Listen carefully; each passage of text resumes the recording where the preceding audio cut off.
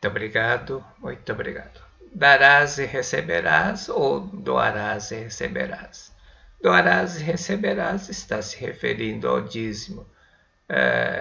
Muitas pessoas têm dúvida em relação a essas dois questionamentos. Darás e receberás ou doarás e receberás? Por que dar bens materiais para receber bens materiais? Né? Essa é a pergunta que eu faço. Né? Por quê? Doarás, receberás. Né? Então tem muito, principalmente alguns, né, líderes, eu digo, não é nem líder religioso. Líder religioso de verdade não faz isso, mas alguns, na ânsia de angariar fundo, até com bom propósito, mas exageram, né? Dá os bens que você vai receber de volta, multiplicado, né? Essas coisas. Isso é errado, né? Fazer esse tipo de coisa, porque não existe isso. Já ouvi também, né? Dedica ao trabalho de iluminação da humanidade que Deus vai cuidar da sua vida. Eu não sei de onde que a pessoa tira esse tipo de coisa, né? Sinceramente, é uma leviandade, uma irresponsabilidade falar uma coisa dessa. Dr. Massar Taniguchi. Eu sentia que era um ser espiritual, mas tinha uma vaga sensação que era também uma existência material. Se eu tinha vaga sensação de que era um ser material, era lógico pensar que Deus iria me fornecer coisas materiais para me sustentar. Isso levava à conclusão errada, né?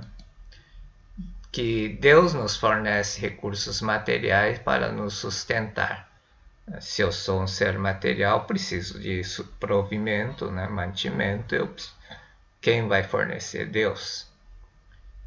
Mas se eu pensar dessa forma que Deus vai fornecer, o oposto, né, é verdadeiro. Se Deus não nos fornecer recursos materiais, não podemos viver. Você fica totalmente dependente de Deus. Você não é um ser livre. O princípio, né, do ensinamento do Dr. Massar Tanit, que o homem é livre.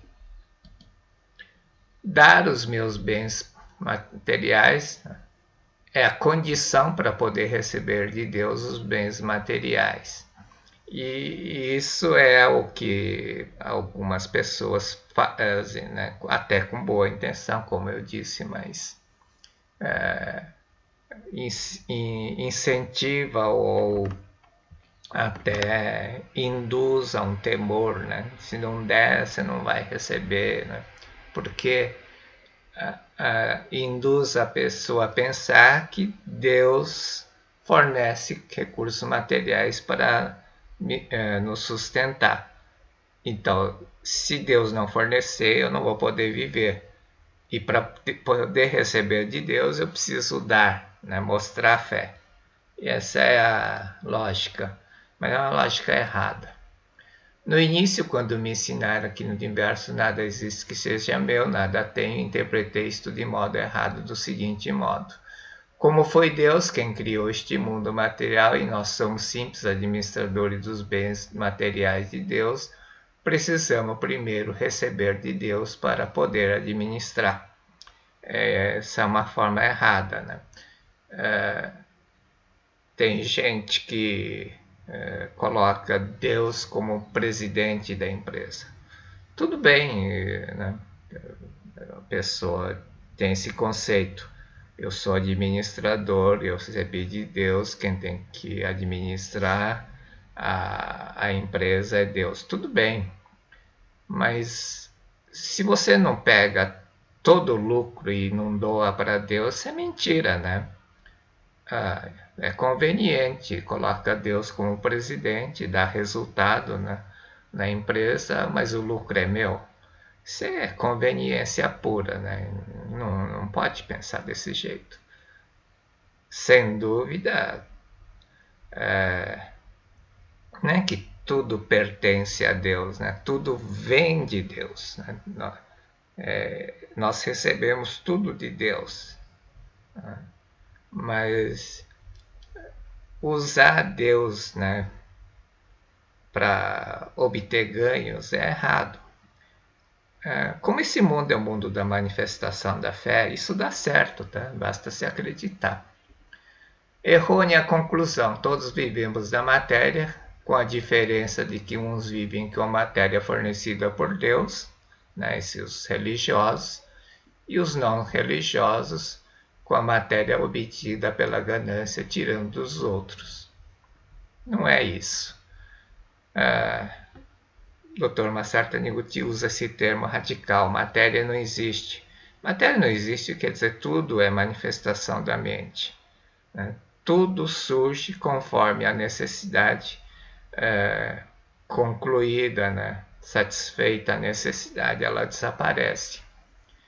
Por que o homem dependeria de algo que não existe? Né? Se tudo é manifestação da mente, Deus já deu à mente a capacidade de pensar para criar todas as coisas. A essência do ensinamento é o homem é livre, o homem tem capacidade para produzir e criar qualquer coisa. O homem não é sustentado pela matéria, é um ser espiritual sustentado pela palavra de Deus. Palavra de Deus, eis que vos dei, no incondicional. Eis que vos dei, é incondicional. É por isso que a lei mental universal, a definição a lei mental universal capacita o homem a ter qualquer coisa que acredita que deva ter, independentemente do comportamento. Aí, falando essas coisas, suscita dúvida, né? Bom, se eu não tenho que dar bens materiais para receber bens materiais, vem a questão: dar ou não dar o dízimo? Dízimo é, sem dúvida, a senda da prosperidade. Senda quer dizer caminho, né? É a porta. A questão é: por que Deus quer meus bens para devolver aumentado? Dar meus bens não é a condição para receber bens materiais, porque eis que vos dei. O homem já recebeu tudo, incondicional. Dízimo é um mandamento da lei judaica, né? Do profeta Malaquias, no 3, 10 até 12. Está aqui. Levai todos os vossos dízimos ao celeiro, haja alimento na minha casa, depois disto ponde-me à prova, diz Senhor, senão vos abro as cataratas do céu, senão derramo a minha bênção sobre vós em abundância. Por vós afugentarei o inseto devorador, o qual não estragará os frutos da vossa terra, nem haverá nos campos vinhas estéreis, diz o Senhor dos Exércitos. Todas as nações vos chamarão bem-aventurado, porque vos sereis um país de delícias. Então aqui, isso era um mandamento de uma tribo levítica, né? Lá os sacerdotes lá daquela tribo recebiam. Senhor dos Exércitos, né? Não está se referindo especificamente a Deus, né? Seria Senhor Deus, né? A lei de causa e efeito. Então está se falando da lei do darás e receberás. Não há só um versículo no Novo Testamento que registre a obrigatoriedade do dízimo. Essa questão do dízimo é só a cultura ocidental, né? Oriental não tem bem isso, né? Como dízimo. Muitos religiosos induzem temor nas pessoas baseados no afugentarei o inseto devorador, ou seja, os inimigos, né? Afasta, protege, né? Desde que tenha dado contribuição monetária, contribuição material. Essa é a forma errada, né, de induzir temor, né? Não é correto fazer isso. Deve explicar. O dízimo é importante, sim, deve ser dado, mas não por temor, né? Deve-se dar o dízimo porque sente desejo de agradecer a Deus pelas suas dádivas, não porque é uma obrigação ao fazer isso terá recompensas. Todas as dádivas e graças espirituais de Deus são dadas conforme Jesus Cristo, né? Dai e ser-vos dado, que a lei do darás receberás. Porque com a mesma medida com que medir será medido para vós, né? Seria a mesma coisa que lei de causa e efeito, né? Uma causa gera efeito, esse efeito gera uma nova causa e retorna, né? Na mesma proporção, né? O apóstolo Paulo comentou nos Coríntios, né? Cita o meio prático de exercitar o ato de doar, né? O ato de amor. No primeiro dia da semana, cada um de vós ponha de parte e junte o que lhe parecer. Cada um contribua segundo propôs no seu coração, não por tristeza ou por necessidade, porque Deus ama aos que dá com alegria. Essa é uma forma boa de fazer contribuição, né? Donativo, dízimo, enfim, né? Juntar todo dia tem uma metodologia que o Dr. Masaru Taniguchi, não foi Dr. Masaru Taniguchi, mas alguém sugeriu, que é, em vez de você gastar dinheiro com cigarro, pega o dinheiro do cigarro, um maço de cigarro, né? Você deposita no envelope e bota lá no oratório. Uma bebida, enfim, todas as coisas supérfluas, né? Bala de doce, não importa que seja. Você economiza 50 centavos, R$1 e bota lá, deixa uma caixinha, um envelope e faz a doação. É muito, claro que funciona muito mais, né? Só pensar, né? Eu dou todos os dias, né? Várias vezes, em vez de dar uma vez por mês, faço doação todos os dias. É só pensar, é questão lógica. O dízimo deve ser doado, né? Não é dar o dízimo, é doar mesmo. O homem cresce e progride mais rapidamente quando se doa com amor. Aquele que se habituar a guardar uma certa quantia em dinheiro toda semana ou todo dia para oferecer a Deus, descobrirá que poderá doar livremente uma quantia inesperada. Se reservar diariamente uma pequena quantia em dinheiro para fazer a doação, conseguirá ter um bom valor para retribuir a Deus pelos seus ensinamentos. Esse sentimento de doação fará com que receba muito, provisão infinita. Como disse, né, é questão lógica, né? Em vez de dar uma vez, você dá várias vezes no mês, né?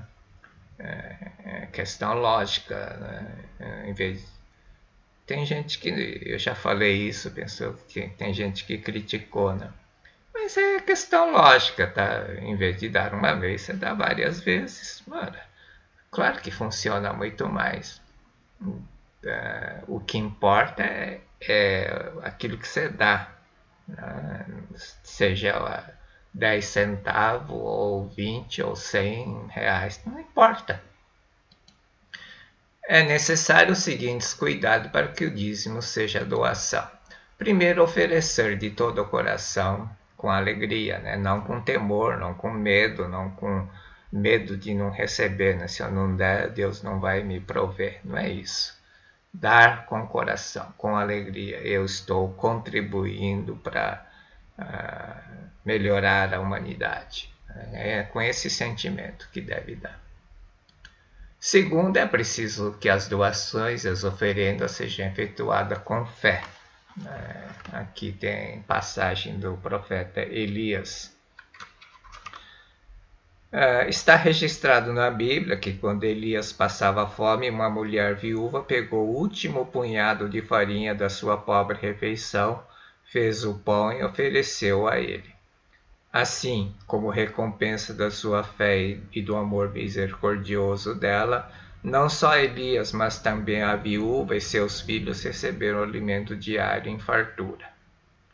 Assim como disse Elias, a farinha que está na panela não faltará, nem diminuirá na ânfora o azeite. A provisão infinita desceu do céu para ela.